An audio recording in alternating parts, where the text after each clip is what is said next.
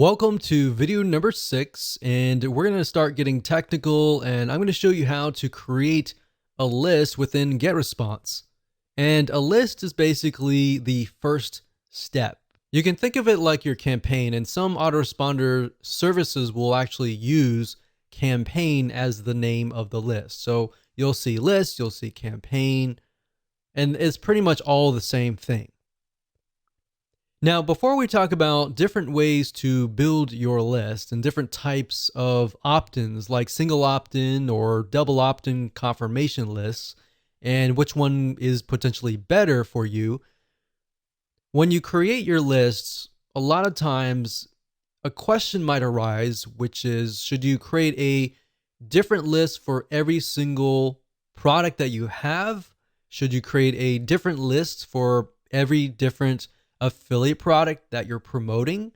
And the answer for that is this: yes. And the reason why is because when you're creating your list, you want to get as specific as possible. You don't want to have one list that covers 5 different products, because you're not going to know which product is which customer has purchased which product, right? And even if you can segment it further and deeper than that, like let's say somebody has purchased this product, but they also purchased like a one-time offer. Or this other list, you have somebody who purchased product A and did not buy any of the one-time offers. So that way you have a better view of who is actually on that list. And that way you understand exactly what stage they are coming from. Now, what I want to do now is talk about double opt-in versus single opt-in. And this is a very common question that is asked over and over again, and a very, very important question. Now, if you don't know what these are, pay close attention. We're going to talk more about what each of them are. And then, of course, we'll talk about the advantages and disadvantages. So single opt-in means if somebody subscribes to your email list, they go to your landing page, they fill in their name and their email address, and that's it. When they click submit, they get automatically added to your list. Now, here is the problem with that. If they do that, there's no way to prevent them from entering a fake email address. So nowadays, most people are very reluctant on giving out their email address. So therefore, there's a lot of email services out there that give you a disposable email address that only lasts sometimes 10 minutes. Now, the problem with that is that when you get fake subscribers, it will actually hurt you in the long run, especially when you email fake emails. Because at the end, whenever you send out emails, Gmail, AOL, and big companies like that, they'll see that you're sending emails to fake emails, and then of course, they will think that you're a spammer. So what we found is 3 out of 9 times, or even more, sometimes even a half, most people will enter a fake email. So the bad news is if you build a list of single opt-in subscribers, your email service will assume that you're a spammer, and then out of nowhere, your account will get shut down months later. Or worse, you can continue emailing them, but all these different email service providers, or what we call ESPs, like Gmail, AOL, and more, they will start listing you and blacklisting you as a spammer. So every time you email out, you don't know how many of those emails are actually getting to your subscribers' email box. So even the people that want to hear from you, the emails might be going to their spam folder. So this isn't something that a lot of people are told and when they begin, and they normally find out later. So if you don't even know about this, then this is actually very common. Most people don't really realize that this is actually happening. Now, one way a single opt-in can work is if you are getting customers to subscribe to your list because they already trust you. So the only time that I would use single opt-in, in other words, is for people that actually trust you and that have spent money to trust you. Here's what double opt-in is. Double opt-in is when somebody signs up, and let's use the example before where they fill in their name and email address on your landing page, and they click submit. Now, at this point, they're not going to be added to your list. They're going to be added to a sort of pending list. Now, what they have to do in this case is they have to prove that they are the owner of the email. So what happens is they get sent an email asking them to click a confirmation link. And when they click that, and once that is done, then of course they're added to your email list. Now, if they fill in the name and email address and it's all fake, then of course think about that. That email will never reach them. And that protects you by allowing you to build a quality list. So instead of building a big list of 1,000 people, you might be building a list of 100 or 200 people, but these people are basically saying, I want to hear from you. Now, there have been studies, there have been tests. Some say that double opt-in works better. Some say that single opt-in works better. So really, at the end of the day, you're not going to know until you actually test it out. Now, given that double opt-in, if you send about 1,000 people and you get, let's say, for example, a 50% conversion rate, then 500 people may opt in. And if it's a single opt-in, then of course 500 people would be added to your list. But if you do double opt-in, 500 people may opt in, and maybe 100 of those are fake. And maybe you'll only get 300 people to actually confirm their email. But at the end of the day, what we found is double opt-in actually converts better. You're going to get a higher conversion rate, higher open rate, and higher click-through rate. That's going to help you as far as dealing with the email service providers like Gmail, AOL, and all these other email service providers.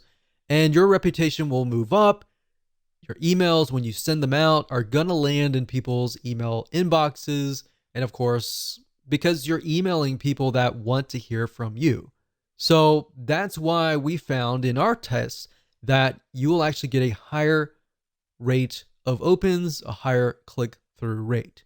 So like I said earlier, the downside is if you send 1,000 people to an opt-in list, that's going to be a much lower conversion rate. But at the end of the day, we recommend that you go for quality versus quantity. So now that that is out of the way and we've talked about the fundamentals and some advanced strategies, let me show you how to create a list within GetResponse and explain some details surrounding this feature inside of GetResponse. Okay, so as far as creating a list, it's actually very easy to do once you understand how everything is laid out. So even though it might take me about 5 or so minutes to teach you, once you get a hang of this and once you start creating a list after list after list, it'll actually be easy. In fact, as I will show you in just a minute, once you have created your list and you've created all the settings and done all that, once you create the second list, you can actually copy the settings from the prior list. So you don't have to set everything up again, essentially. So what you need to do is go under contacts, click on lists, click create list, and then of course, name your list. So we're going to do a new test list 1. And of course, you can click copy existing list settings. So if you've already created a list before, you can select that. You can select the list that you want. So you could select whatever list that relates to that particular product and then set that and click create. So we're not going to copy any settings here. We're just going to do it from scratch. We're going to click create and there we go. So this right here is the new list. So now if you put your mouse over here, you're going to be able to see other elements like add contacts, make defaults, settings, show contacts, show newsletters, and show autoresponders and delete. So adding contacts, what that means is if you have a external list, let's say for example, you have an Excel spreadsheet of a list of customers, then you can click add contacts and you can actually import those contacts into GetResponse. Now, I would say be very careful with this. When you do that, make sure you clean your list or make sure that your list of people are active. Now, the reason why we don't really do this a lot is because when you're just starting out with GetResponse, you're building a reputation, or GetResponse could be ConvertKit, could be any other autoresponder series. You're building a reputation, and the best way to build a reputation is to start from scratch and build a list from scratch and build a double opt-in confirmation list, because then you will get less people who are spammers, fake emails, and all of that. You get people basically who really want to be on your list. Now, make default, all that means is that when you email out, it's going to come from this list. So we don't really want that. Now, click on settings here. And settings allows you to see the name, of course. Now, keep in mind that when you use something like BYTES or any other landing page creator and you connect to the GetResponse API, what's going to happen is you're going to see the list name. So when you connect to GetResponse and you refresh the details and you connect BYTES, for example, to GetResponse, you're going to see the list name. So you want to make sure that you choose a name that is something that you will remember and that is clear to you. So you want to try to create a naming convention, essentially, because you're not going to see the list title or description or any of that. So what you could do in GetResponse, however, is create a list title and description so that if you ever forget what the list name is, then you can always refer back here and figure that out. Now, the next thing is you can choose the category, as you can see here, and of course the language. Now, right below that is going to show the postal address, which is very important. And this address is going to show on all of your emails. So anytime you send out a newsletter broadcast, which is to everybody, or an autoresponder series, they're going to see your mailing address at the very bottom. So if you want to, for example, rent a UPS mailbox or a post box and put that there instead of putting your own private mailing address, that would be highly recommended for you to do. Now, of course, this just allows you to customize the list. You can add your logo and all of that. Now, if we click on subscription up at the top here, you can see that this option will allow you to receive subscription notifications. So basically, every time somebody signs up on your list, you will receive a notification. Now, this is nice to have in the beginning when you're starting out, so it's kind of like a little motivator. But as time goes on and you start building lists of thousands and thousands of people, you most likely want to select this off. Now, what this here, it says require extra confirmations, double opt-in. What that means is the double opt-in list. Now, if you select this here, what that will do is whenever you create a web form and somebody signs up on that web form, they will be required to obviously confirm that they are real. So we highly recommend that you do that. Now, API subscriptions, what that means is that if you're using a third-party system like BYTES and you're connecting through API and somebody signs up through there, unless you select this, it won't be double opt-in. If you deselect this, then it'll be single opt-in. So that's the main differences between these two. Now it says preview pages your contacts will see. So this is very standard. Once you understand this, this will be standard throughout other systems. But the confirmation page is a page your contacts see after they confirm sign up. All right. So if somebody were to sign up via the web form and they click the confirmation link, they'll be sent directly to this page. And then, of course, the unsubscribe page is the page whenever they click the unsubscribe link. So unsubscribe success page basically means the page your contacts see after they unsubscribe. And of course, newsletter directory, your newsletter archive page.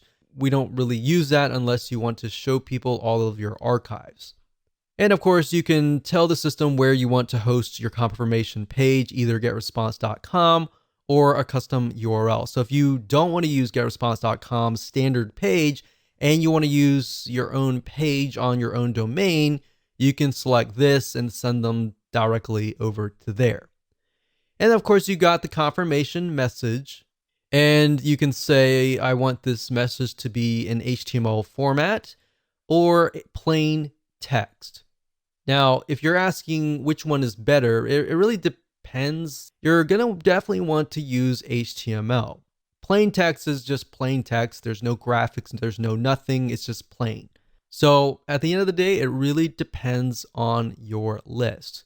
And of course, you can change the confirmation message, which is the message that they'll receive saying, okay, we received a notification that you signed up on this list. Are you serious about this? Or was that actually you? So you can change the subject line to something that's related to what they signed up for. And then the from address is, of course, your email from. And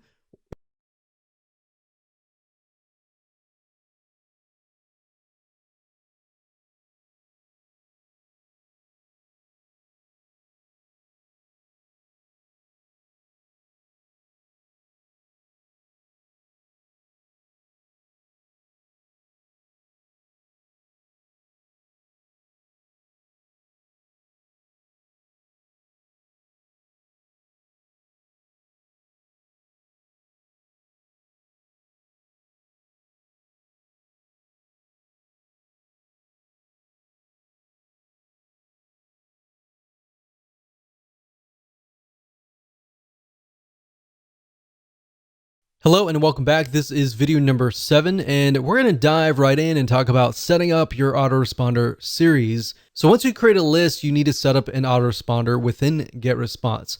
Now, understanding how an autoresponder works is actually more important than understanding the technical parts. The technical is actually very easy.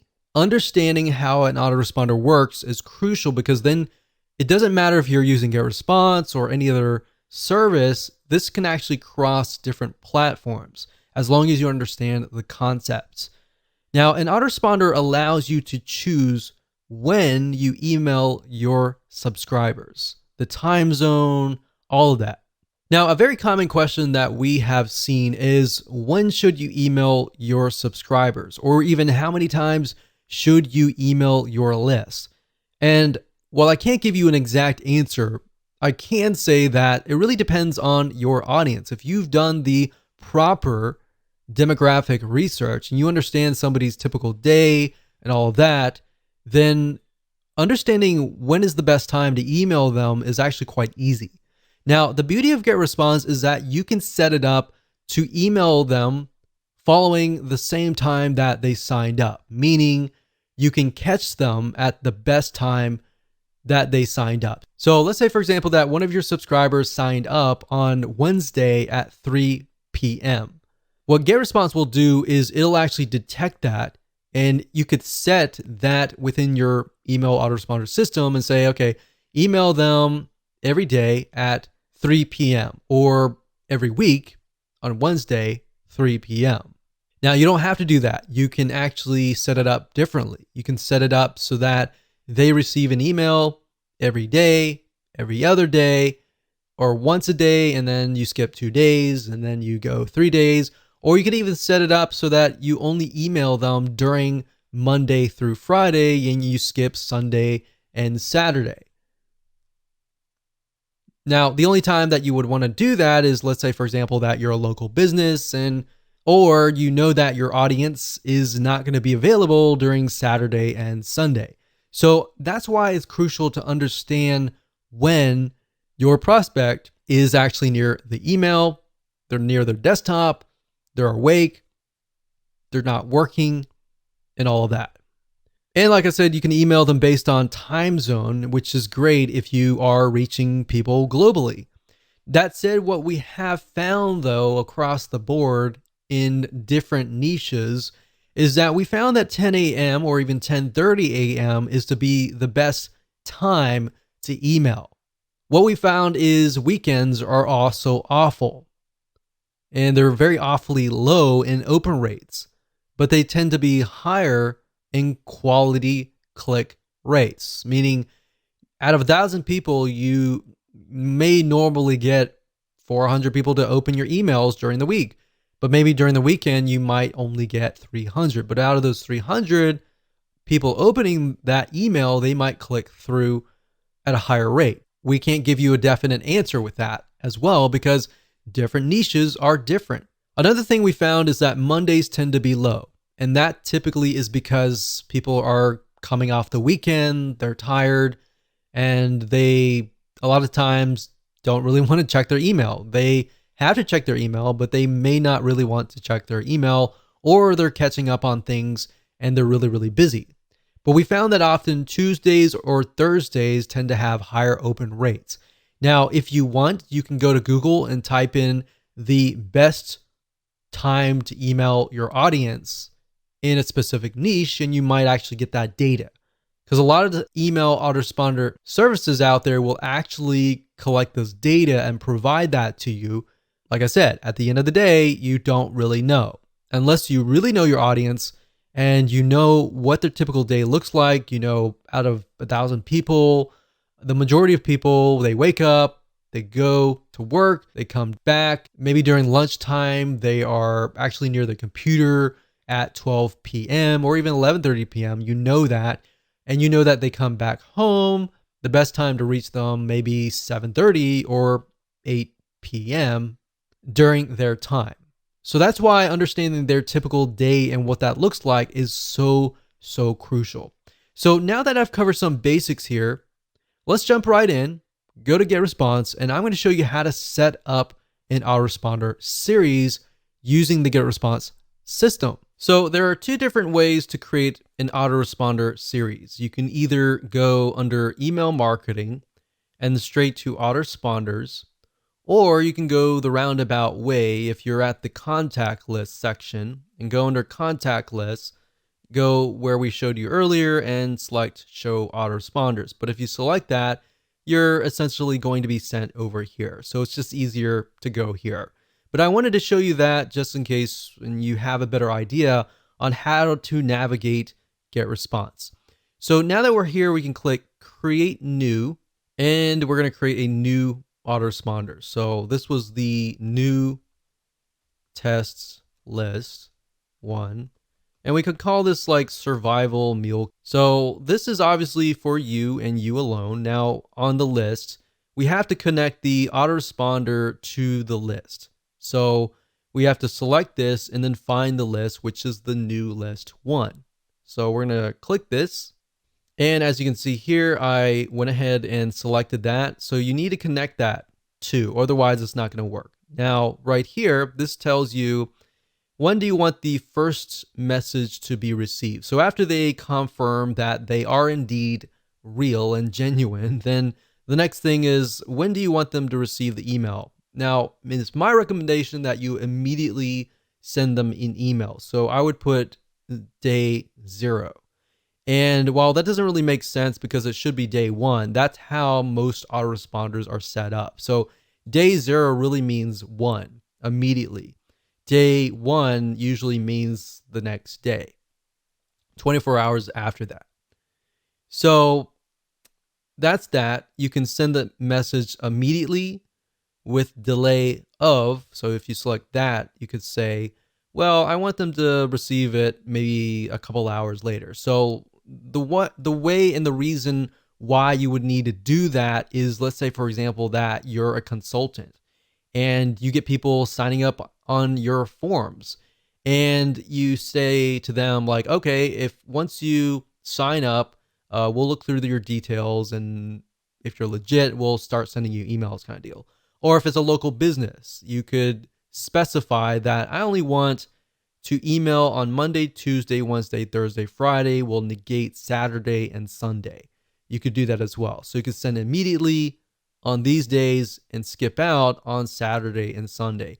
Now, if you're selling info products or software or anything that relies on emailing 24/7 and you don't really want to remove a certain day, you want to make sure that all the checkboxes are chosen. So now what we need to do is we can create the first email. So I'm actually going to dive further into this into the next video, but all you have to do is click create new email, and I'll create the first email here, and then we'll show you how to create the other emails in the future videos. But the message name is the name that will appear in the list of your messages. It's not going to be seen from your subscriber's point of view, but it's just there so that you know what that email is. So if we say survival kits email 1. And that's just for us. The subject, of course, will be different. That's something that your subscribers will see. So you definitely don't want to put the message name. So we could say something like, welcome to survival. And then when you're done, you click on next. Now, I don't want to cover too much because we're going to actually show you that in the next video. Hello and welcome to video number 8. And in this video, we're going to talk about setting up your emails. So now that you understand how autoresponder systems work and how to set them up, it's time to set up your emails so that we can fill in the autoresponder series and then connect them to your email list. And we'll make sure that you understand everything from start to finish. So let's jump right in. Okay, so I'm starting off where I left off in the previous video. Of course, message name, like I said earlier, is the name for you and you alone. Your subscribers are not going to see this.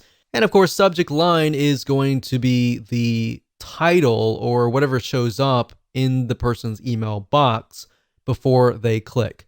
So you definitely want to make sure that they know that this is coming from you. So if they signed up for, let's say, survival meal kits, then you need to do that. Or if they signed up for the top 5 ways to make meal kits. So you could say, here's your top 5 survival.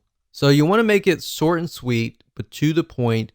And if you can think of less words to fit what you're trying to do, that's actually even better. So once you're done, you can actually personalize this as well. So we can say first name, here's your top 5 survival guide. And you can add symbols as well. One thing that we've tested and we found that works really well is emojis or symbols, like so. A lot of emails, you'll notice they don't have a lot of emojis or symbols. So if you can add them, that will actually get people's attention. Now, you don't want to do it too much and overdo it, but that's there if you need it. And then we'll click on next step. Now, it's at this point you can decide what you want to do next. You can either choose pre-designed templates and make it pretty, or you can simply go straight to plain text, which basically means there is not really going to be any graphics or anything. It's just going to be plain with links, or you could do HTML editor. So it's really up to you. If you're just starting out, I would highly recommend that you choose one of these templates because they look really nice. And unfortunately, people do judge you by what they receive. Now, it really depends on your audience. If they really just want the content and they want the report. Now, keep in mind that if you are trying to track if somebody actually opened the email or not, you definitely need to use the HTML code editor. The plain text editor doesn't really track that information, but what it does track is if somebody clicks on your link. Because what happens with the HTML code, they'll insert like an image, and if somebody opens like their email on their phone, it'll load that image and it'll trigger the stats to let you know that, oh, this person actually opened their emails. So that's just something to think about when you get started, because if you only do plain text emails and you do a search on how many people actually opened your email and read it, the data is not really going to be there. All right. So that's why that is important. So let's say, for example, that we're going to go through here. So we got creative agencies, arts, education, financial services, online marketing. So since we're dealing with food in this case, we could select something like this. Now, one thing that I have noticed with a lot of email service providers is that if you insert way too many images, that can actually impact you negatively. Because if you think about a lot of spam email, they tend to contain a lot of images and very few words. So you definitely want to keep a balance of words and images. And you also want to think about, is this going to look right in somebody's email inbox if they're using a mobile device or if they're using a Mac? And there's many different types of resolutions, PC, Macs, mobile devices, tablets, and all of that. So selecting a template is actually very easy. You just point and click and you can get it done. For the sake of simplicity, I'm going to choose HTML code editor. Now, this might look a little bit daunting, but it really is not. If you click on Show WYSIWYG, WYSIWYG is what you see is what you get. And what that means is It's an editor, and what you see is literally what you get. And it's kind of like a Microsoft Word processor. You could say, hey, and you personalize this. So you can do first name. Now, this is only going to work if you are actually accepting their first name and last name on your form. If you're only accepting their email address and you put this here, it'll actually say, hey, friend, or even hey, NA. And you don't want that, the NA part. So if you're not doing that, just say hey. But this personalized button here allows you to personalize your email. So you can do first name, last name, email. You can do country. You can do all sorts of different variables, phone number, and all that. And like I said, they're only going to work if you've collected that data, because if you haven't, it's not going to work. So a typical welcome email will say, hey, so-and-so, thank you for signing up. Here is the free report or software or ebook or checklist. Now, if you're following what we talked about earlier with just the emails, you can say, thank you for signing up. Here's the top number 1 or top number 4 way to create your own survival meal kit. So you can enter that information down below here, or you can include a link. So if you were to include a link, let's just use Google, for example. So http://www.google.com. So you could do that like that, and you can link it, or you can say, click here. You can highlight that, and then of course you see this little chain. The chain is a link. So if you think about chain link, that's where it came from. So we can copy that here. You can say open this in a new window. So if somebody clicks it, then it's going to open in a brand new window. If you don't have these elements, then what's going to happen is when they click the email, they are going to be forwarded directly to wherever you're sending them. So you could say, here's the top number way, click here, your name, and then you can say PS. By the way, tomorrow I'm going to send you the number 3 way to do blah, blah, blah. So like I'm saying, you don't really need to, obviously, survival meal kit, but you can use it for any niche. But as long as you connect it and tell them in advance, like, hey, there is something coming, then they're going to be excited about it and they're going to look for your email. A lot of times the reason why emails don't get opened up is because people are not looking for your email. They're just shocked and surprised. But if they're aware that it's coming, then they're more likely to be ready to open the emails. And that's why you get higher open rates because of that. Now, one thing I will say is what's nice about GetResponse is down here, when you're done, under test message, you can click inbox preview. And what that will do is it'll show you what it looks like in people's inboxes. So if it doesn't look right, you can always change it around. Now, the spam score allows you to see what your score might be. And in other words, how will your emails get to the inbox, or will it go through to the spam folder?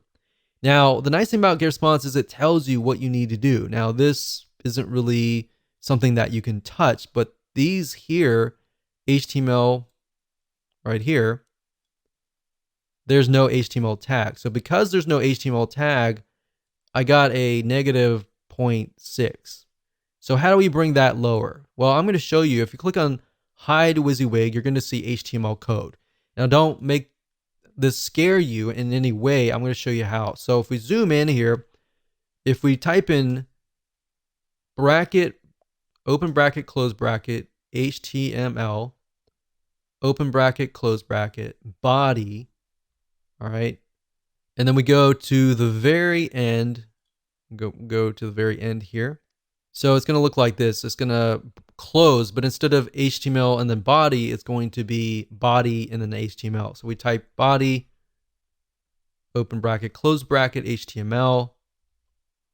And then the thing that you need to do with the ending tag is a slash. The slash is saying, hey, this is ending, and there. So we've got HTML body, body HTML. You don't need to know what HTML is. You just need to follow that, add those tags to the before and after, And there you go. So as long as it's not like 4 out of 5 or 5 out of 5, you're good. And that's how to do it. So click next step. And then we look at the autoresponder. Everything looks good. And we can click save and publish. And one thing you could do is up at the top here, when you click this here, you can select the list, which is new test list. And it's going to show you all the email autoresponders in here. So these are all the emails. So if you have a second email, we can add a new one and we can tell it when to send it. So as you can see here, this email is being sent and status is on. Send immediately any day of the week. So if we click on create new and we, let's say, for example, create a new email and then we can name it. So we'll do survival email 2 and on day 1. So now if you want to do it every day, you can. So you create a new email and then a new email and it's 0, 1, 2, 3, 4, 5, right? And then 6. But if you want it on, let's say, every other day, so we emailed out on the 0 day, we're going to skip the day 1 and day 2 is when we're going to email out. So it's going to be every other day. And the reason why you wouldn't want to do that is because you want to give people the ability to absorb the information. But if it's really short, straight to the point pieces of content, I wouldn't do every other day. I would just go ahead and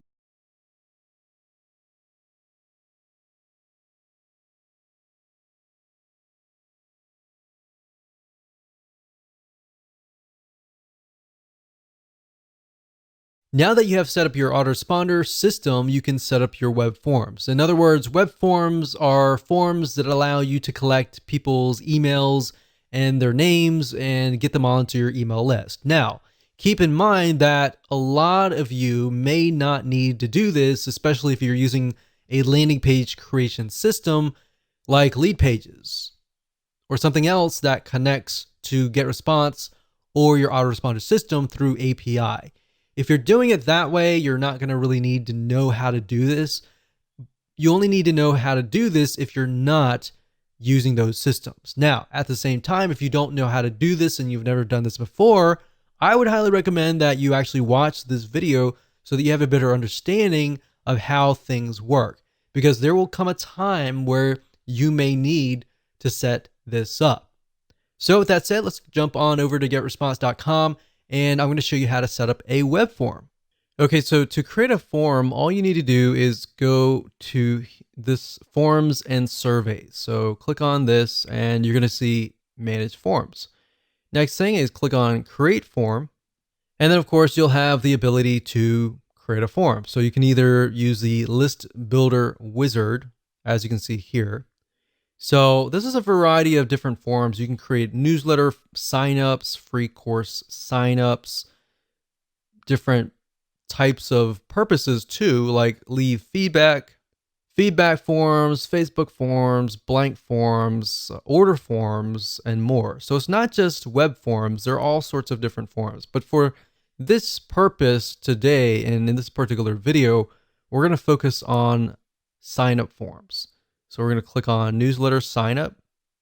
And even though this information has like non-profit organization, it doesn't necessarily mean that you have to use that logo. As long as you see something that you like, you can pick it and you can change the graphics, you can change the background, and of course you can change the text. So if we scroll down and we find something that maybe fits our design of our website in our landing page, let's do something like this. Use this template.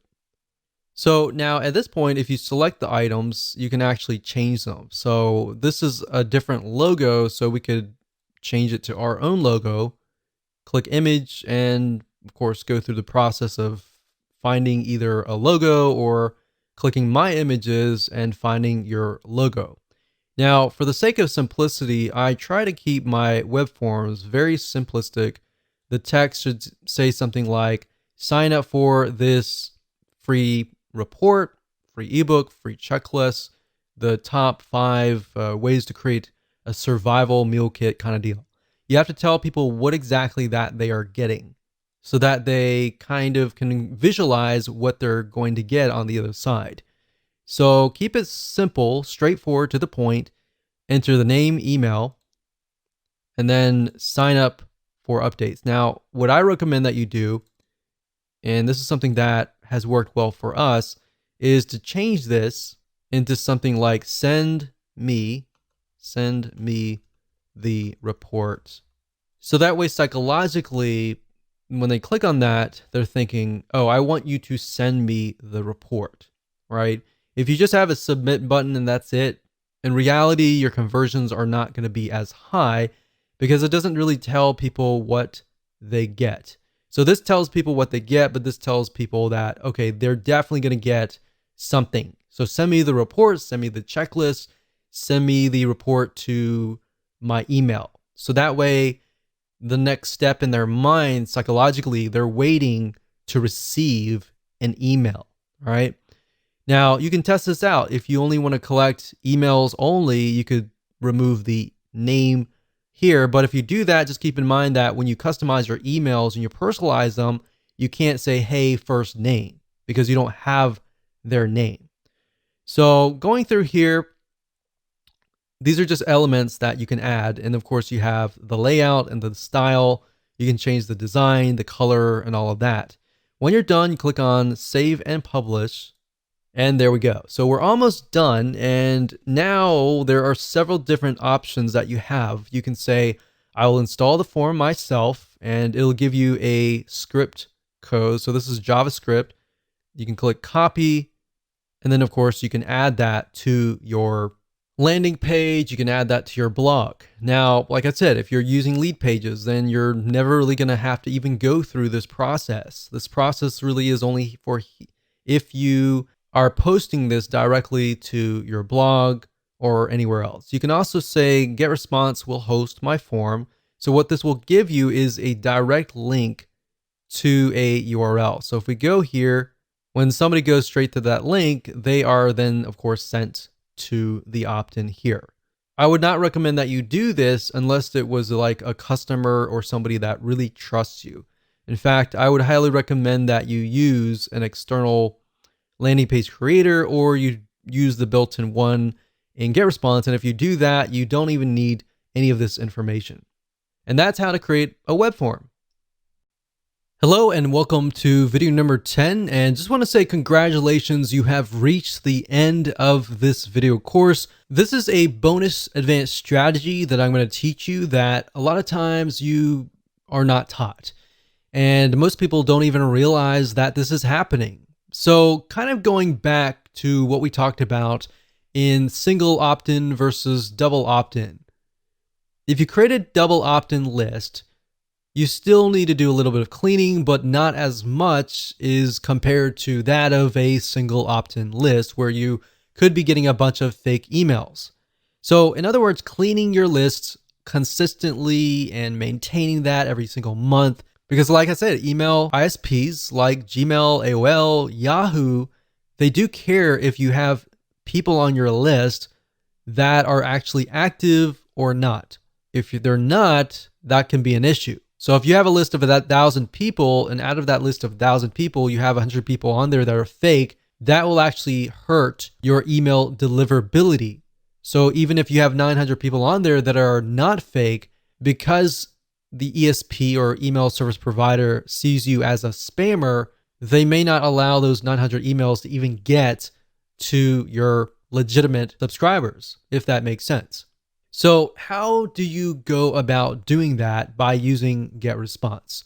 So what I'm going to do now is let's hop on over to getresponse.com, and I'm going to show you step by step how to clean your list. Okay, so there are two different ways to do list hygiene. And one of the ways is by simply going to getresponse.com, logging into your account, going under contacts, and then of course you will see list hygiene. If you go here, you'll see delete contacts or blacklist. If you click on blacklist, this will allow you to enter email addresses of people that you want to blacklist across your whole account.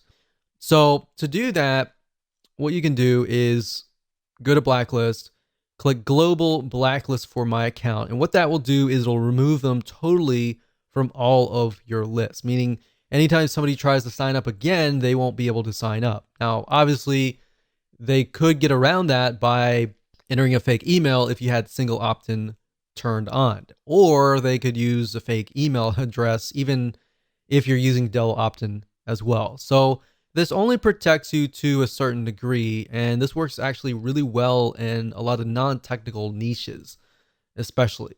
But if you are in a more technical niche like marketing or business or computers or programming, then this here can help you to a degree, but only to a certain degree.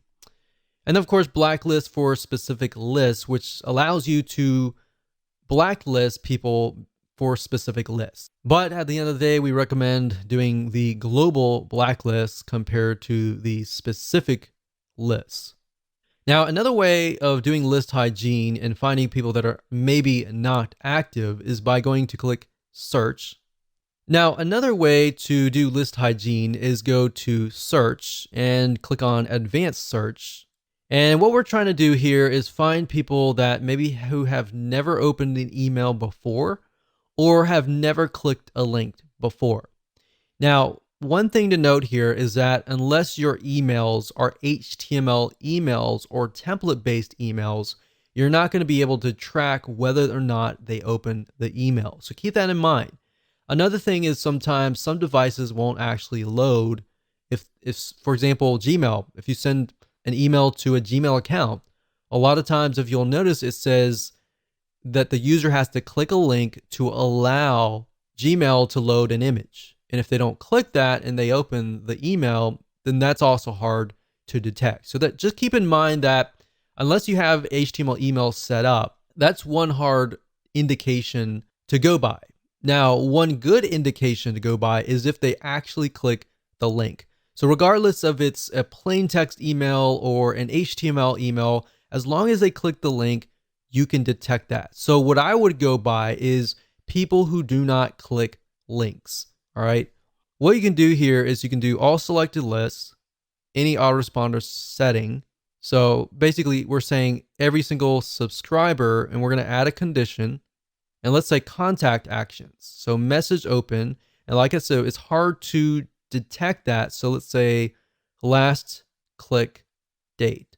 So if last click date is before a certain date, and we click apply, and we notice that we have about 100 people who have not clicked any links within the last, let's say, 6 months, then you probably want to delete them because that means they're most likely inactive, and you're paying for inactive people.